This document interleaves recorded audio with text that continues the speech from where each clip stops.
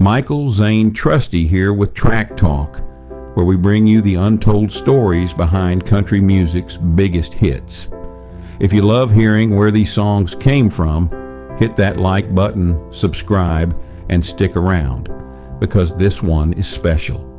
Picture this. It's early 1970s. Songwriter Wayne Carson is at home with his wife when a small argument turns into history. She looks at him and says, "You don't tell me you love me anymore." Wayne, probably tired from being on the road, says, "Well, you know I do." And her response, "Sometimes I just wish you'd tell me." That hit Wayne right in the heart.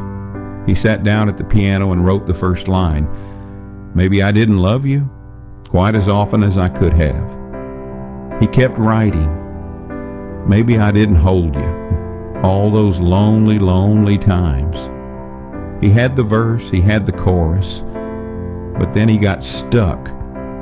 That's where two more songwriters, Johnny Christopher and Mark James, stepped in to finish it. These guys created what we now know as one of the most emotional love songs ever written. But here's the kicker. When it was first recorded, it didn't blow up. Brenda Lee tried it in 1972. Elvis Presley cut it that same year.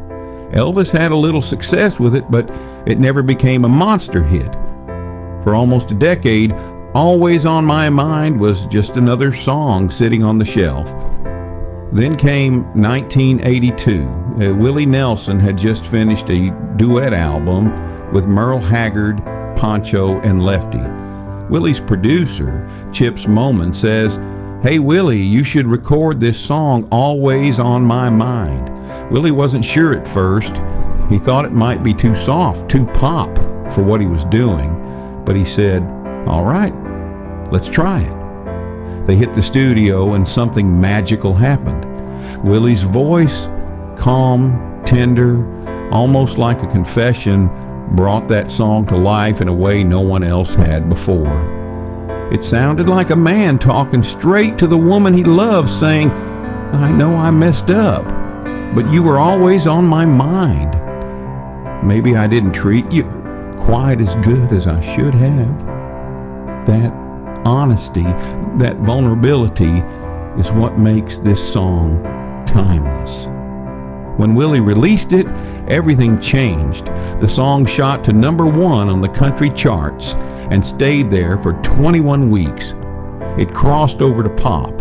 And in 1983, Willie took home 3 Grammy Awards: Song of the Year, Best Country Song, and Best Male Country Vocal Performance.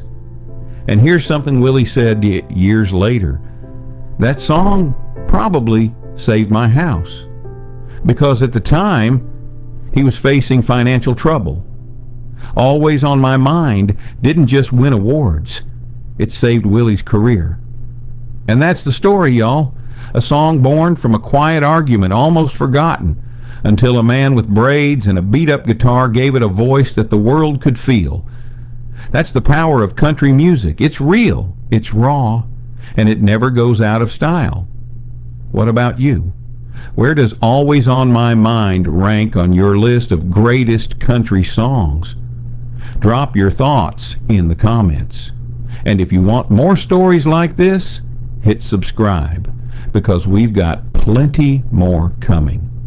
Until next time, this is Michael Zane Trusty with Track Talk, where every song has a story.